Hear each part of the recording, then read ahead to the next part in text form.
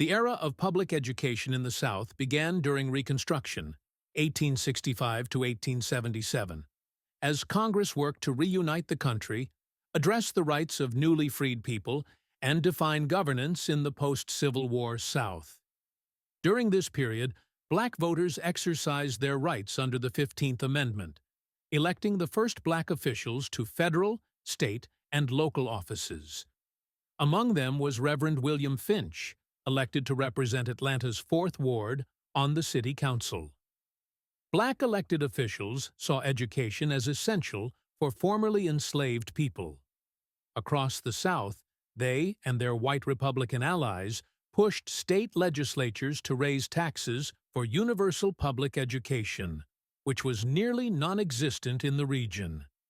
Tunis Campbell, a black leader from Georgia, was a leading advocate for education.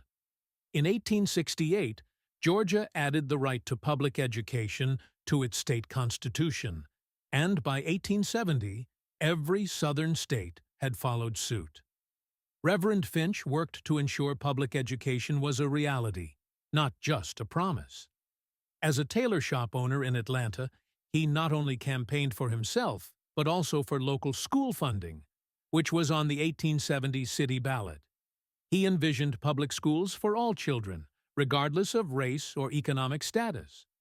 When opponents falsely claimed the funding would only support schools for white elites, he wrote a public letter seeking clarification from the Board of Education. The ballot measure passed, but many white Atlantans questioned whether black children should receive public education.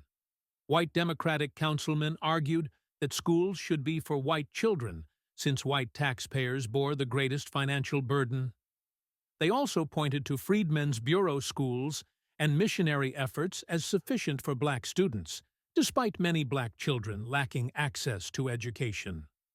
Reverend Finch opposed these exclusionary views, but in 1871, the city established 2 public high schools and 5 elementary schools, serving only 1,200 white students.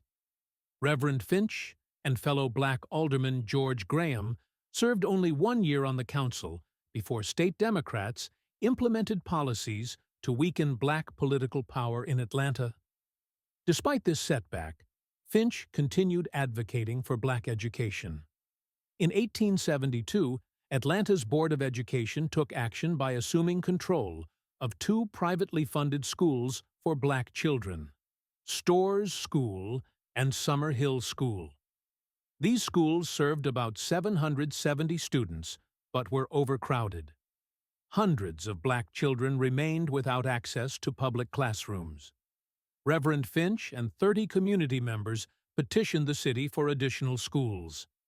In 1873, Atlanta opened the Haynes School, which served 250 black students.